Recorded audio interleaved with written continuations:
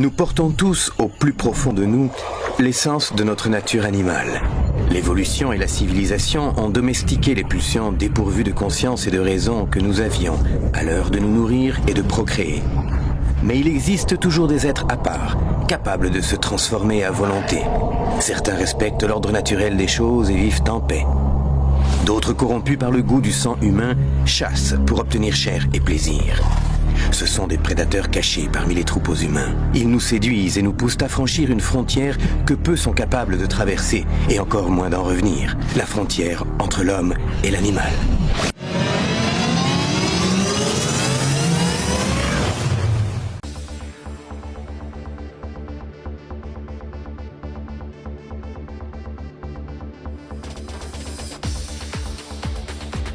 Certains endroits ne sont pas faits pour l'homme, même si tout est officiellement aménagé.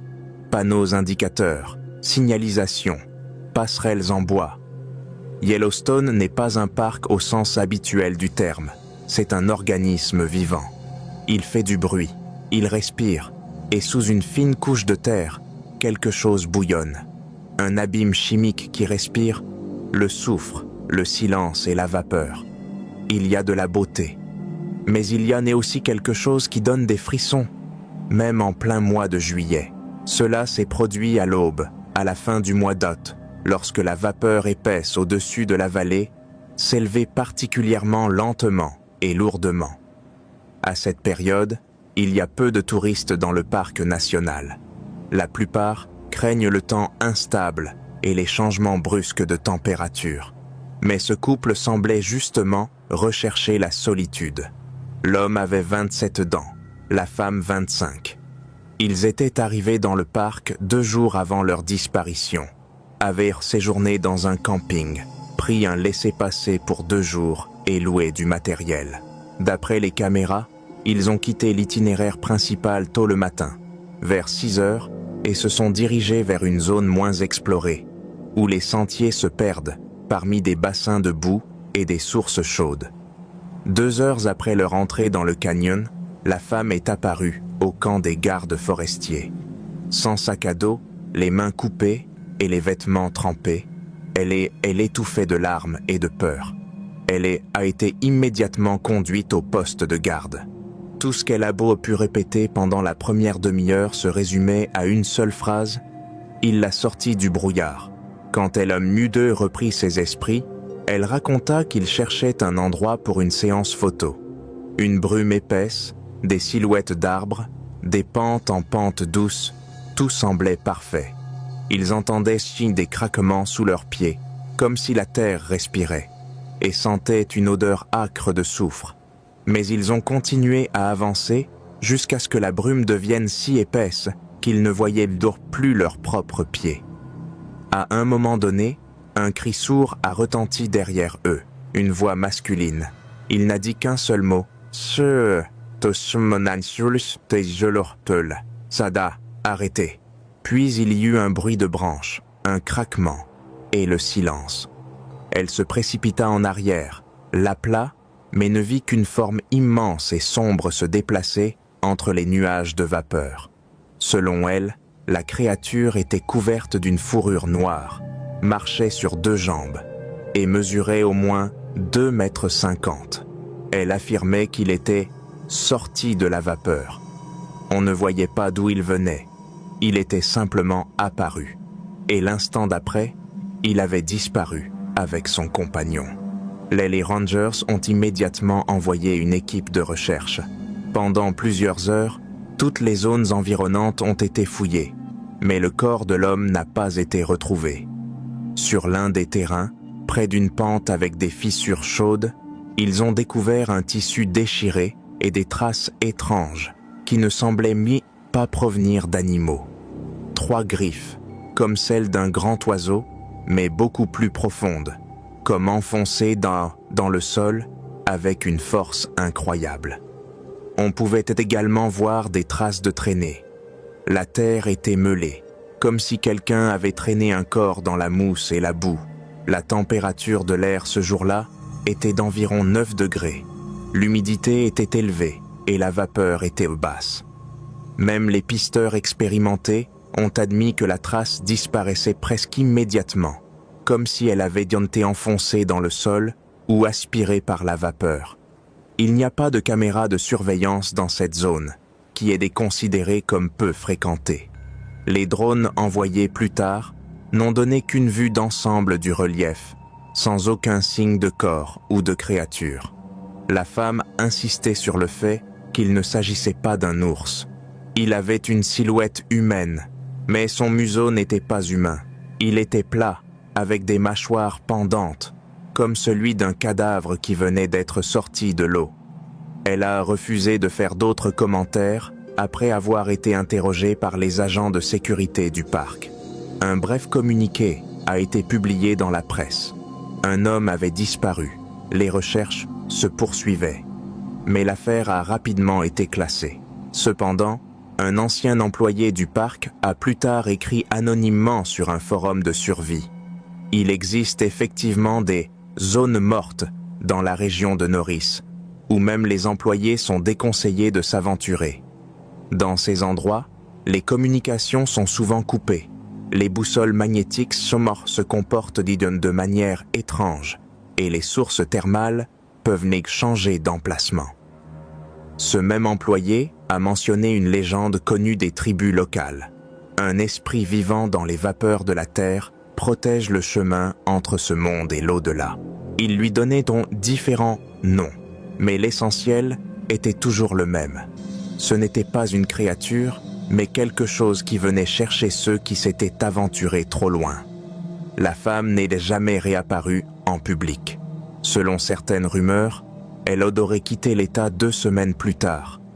Les proches de l'homme disparu n'ont toujours pas obtenu la réouverture du dossier. Et la vallée des geysers reste, comme auparavant, l'un des sites les plus visités de Yellowstone. Les gens photographient les sources bouillonnantes, respirent la vapeur sulfureuse et sourient devant le brouillard tourbillonnant. Ils ne savent tant pas que parfois, de ce brouillard peut surgir quelque chose qu'aucun être humain ne devrait jamais voir. Et si vous entendez quelqu'un vous appeler depuis un nuage de vapeur, ne vous approchez pas. Ce n'est peut-être pas la voix d'un ami. C'est peut-être quelque chose qui attend que vous soyez seul.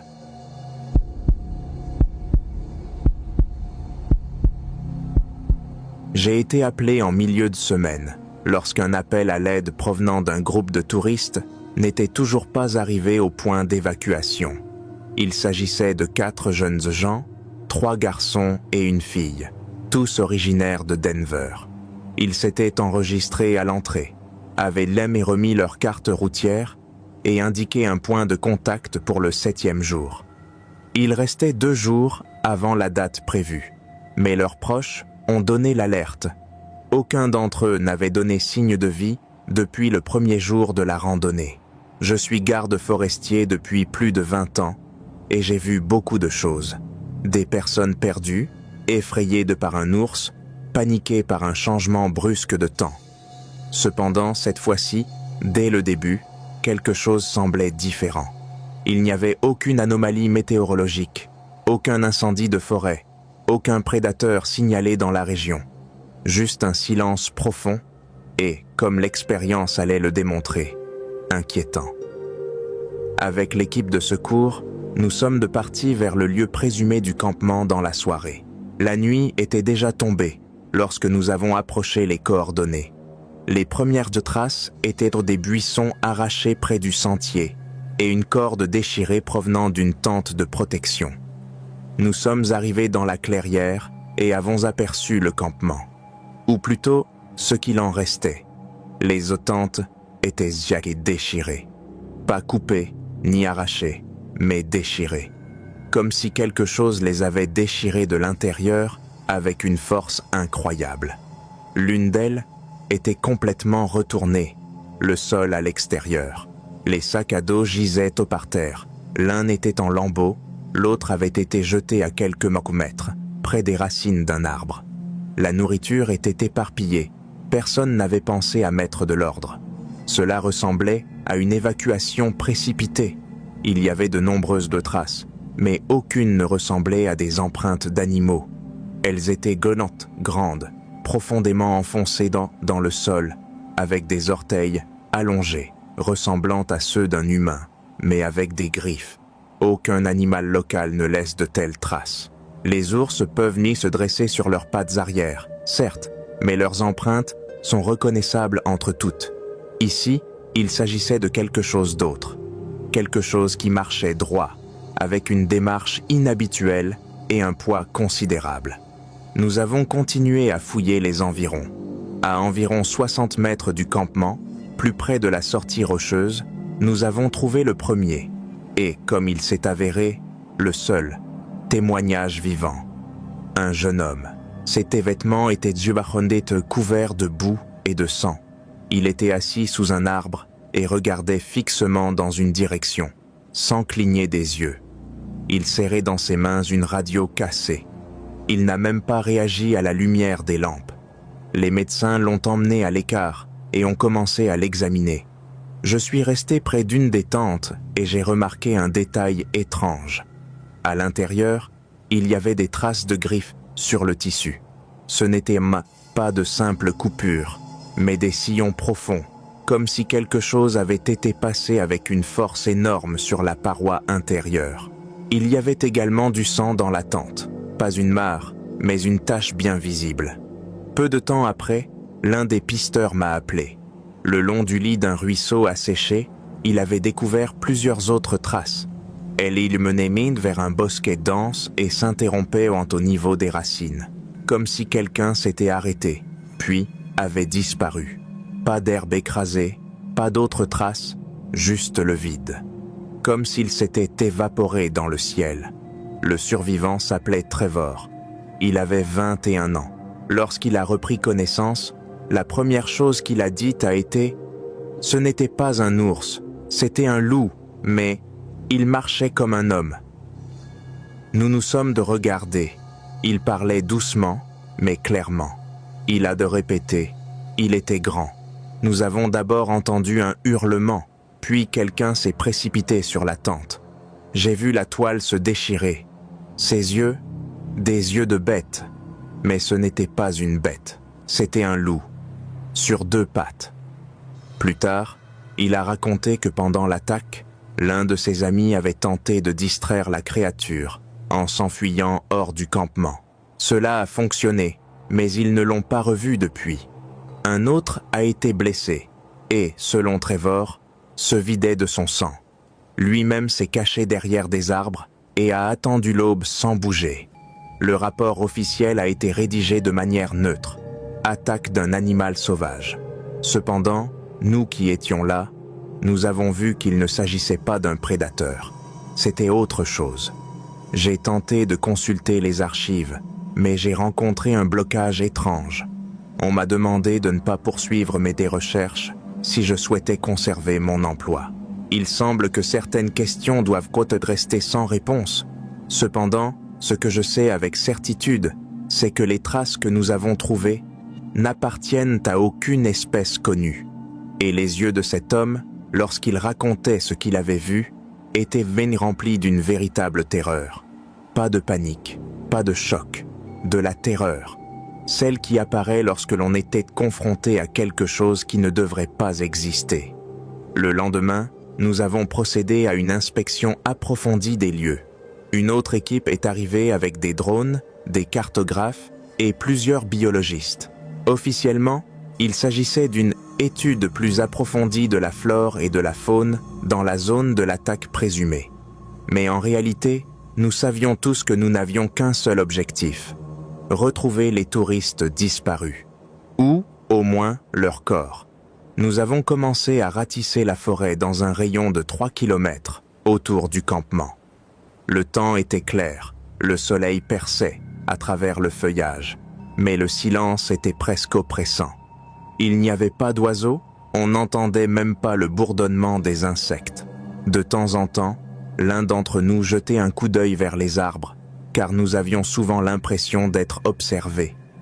Après plusieurs heures, un drone a détecté des points chauds dans la zone du ravin. Nous nous y sommes rendus à pied, car les véhicules ne pouvaient pas atterrir à cet endroit.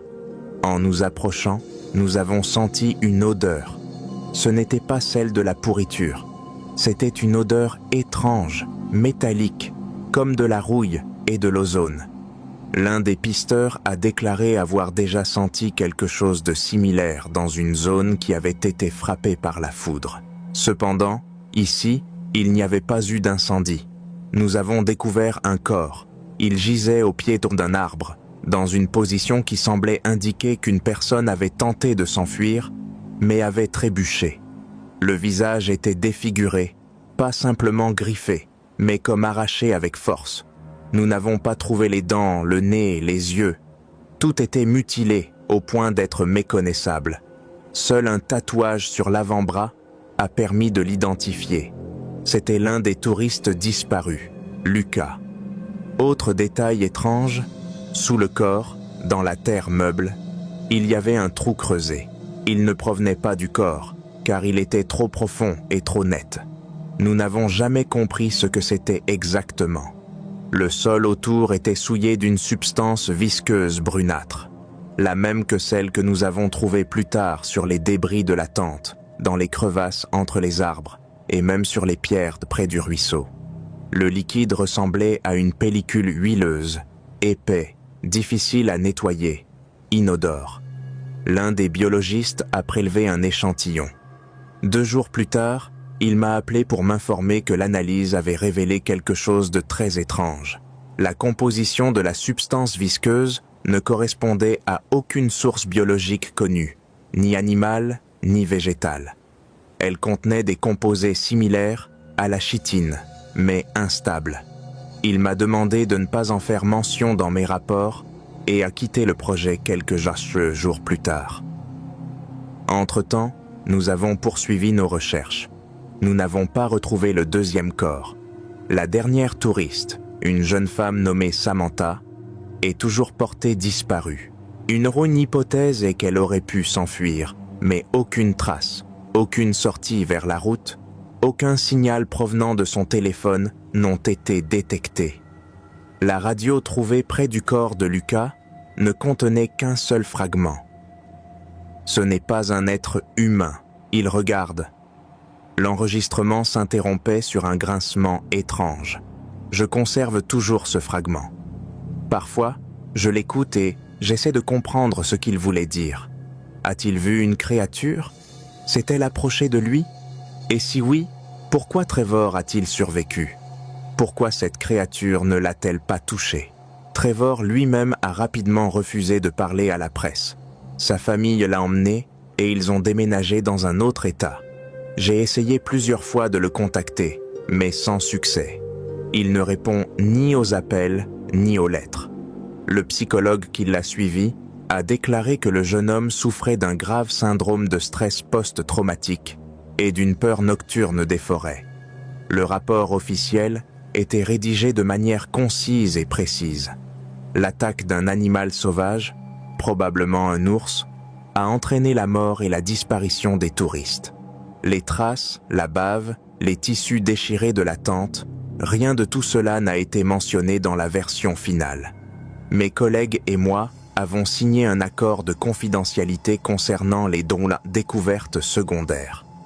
Cependant, je suis personnellement convaincu qu'il ne s'agissait ni d'un animal ni d'un être humain. C'était quelque chose qui vit dans ces forêts, et il est fort probable que cette chose nous observait depuis le début. Je l'ai senti dans mon dos lorsque nous avons quitté le ravin, comme si quelqu'un se tenait entre les arbres, à la frontière entre la lumière et l'ombre, et nous observait fixement.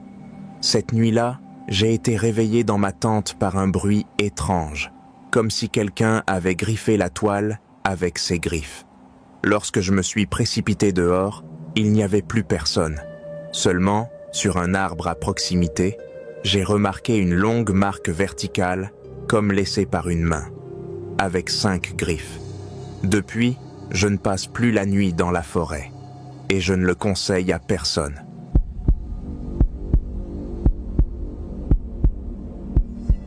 Parfois, les nuits à Yellowstone sont si calmes qu'on peut entendre les geysers respirer sous la terre. On dirait que la terre elle-même cache quelque chose, essayant de ne pas laisser échapper une respiration lourde et oppressée de ses entrailles brûlantes.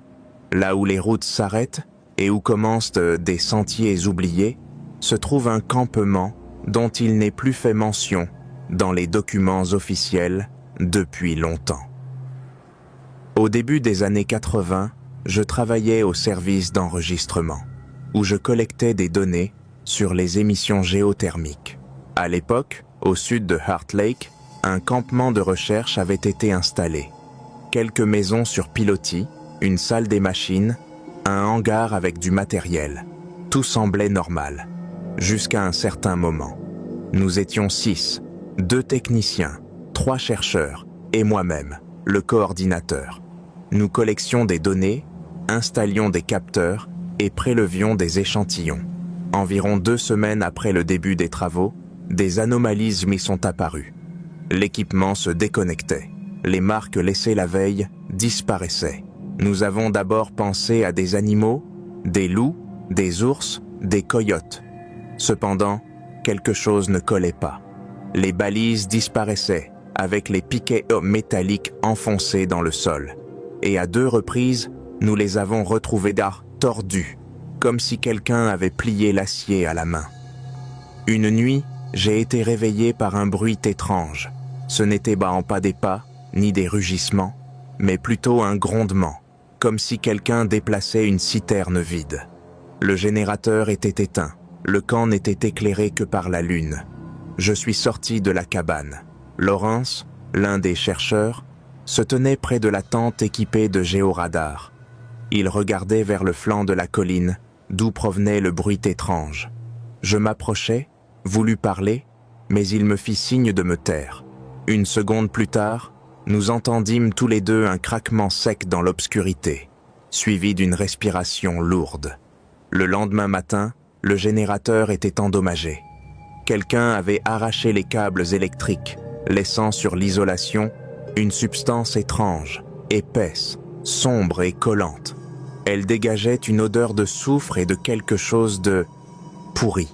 Nous avons pensé qu'il s'agissait d'un animal, peut-être un élan qui s'était perdu. Mais alors, il n'y aurait pas eu de traces, comme celles que nous avons trouvées sur le sol. Ce n'étaient pas des sabots, ni des pattes.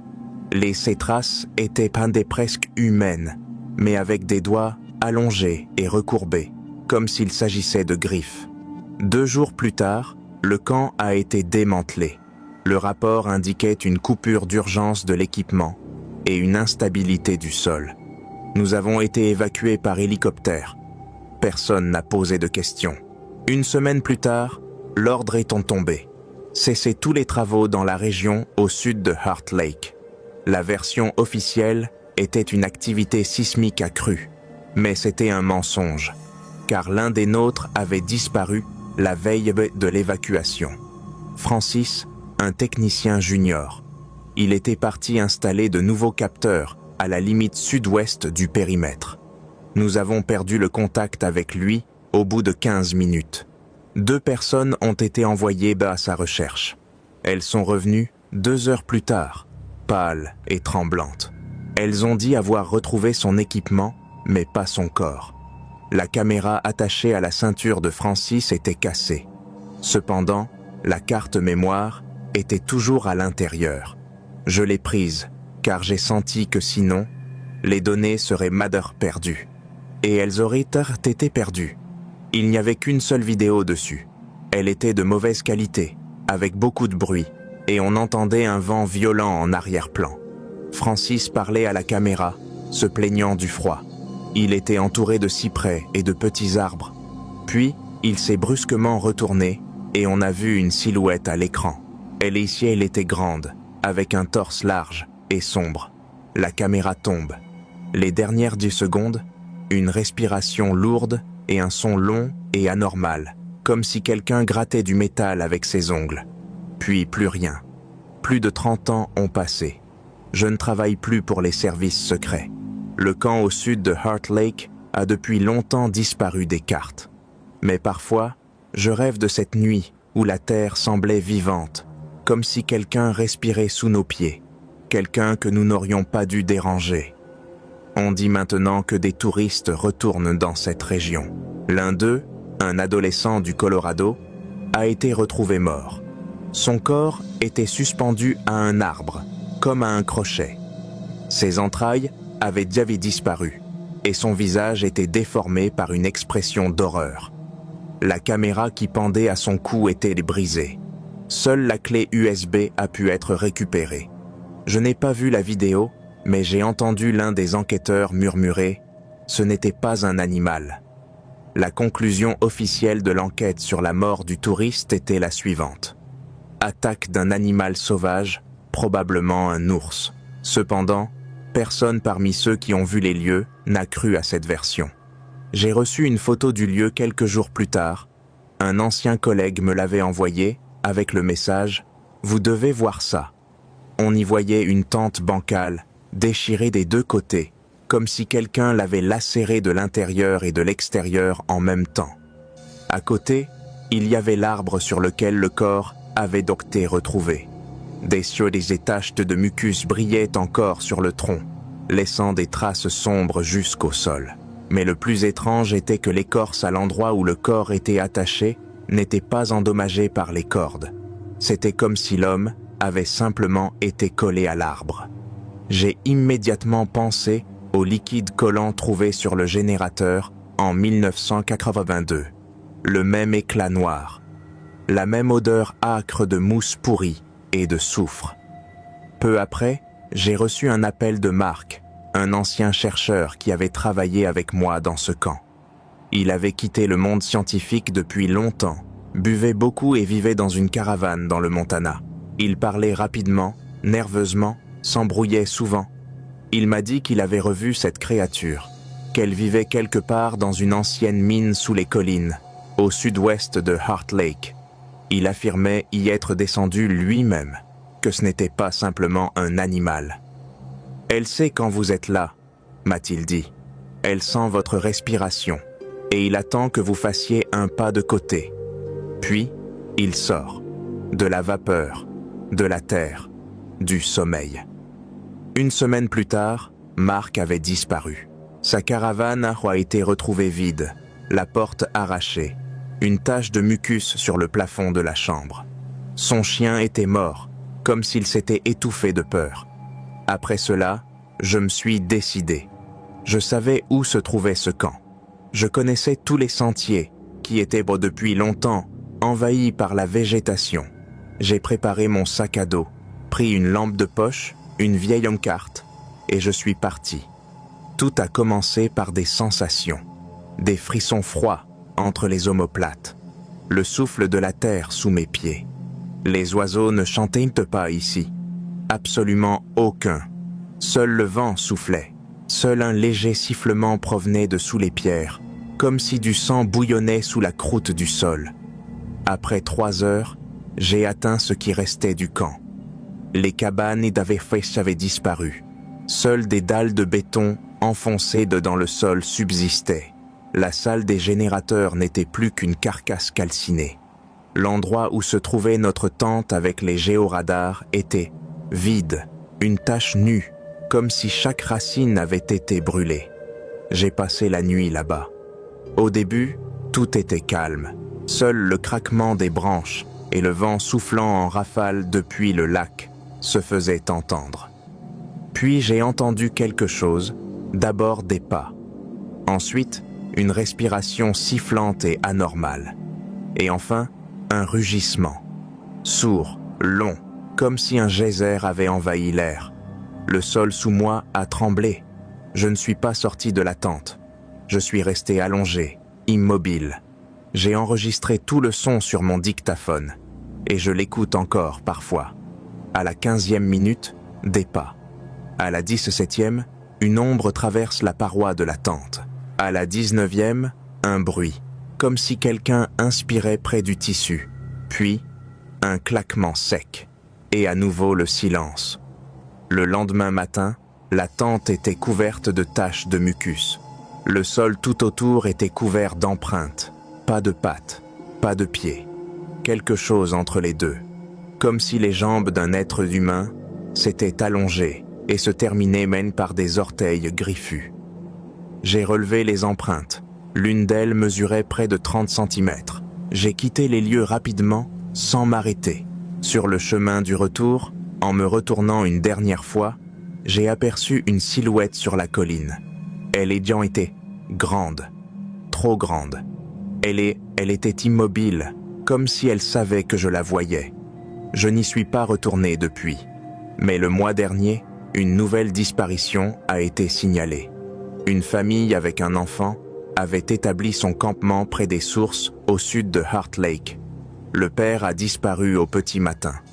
La mère a déclaré qu'il était sorti à l'aube pour vérifier d'où venait un bruit. Personne ne l'a revu.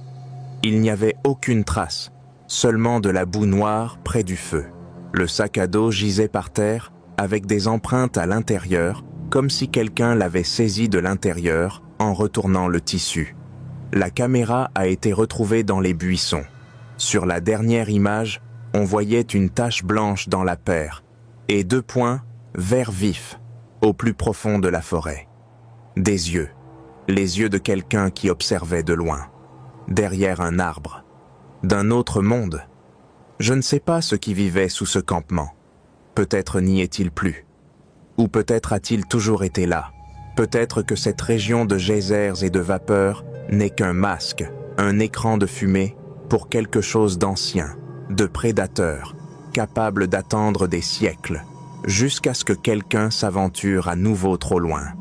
Et peut-être qu'au plus profond, parmi les crevasses et les sentiers depuis longtemps effacés des cartes, cette créature attend simplement la nuit suivante. Quand quelqu'un décidera de s'écarter de son chemin, de planter sa tente, d'ouvrir son sac à dos et d'entendre un souffle tout près.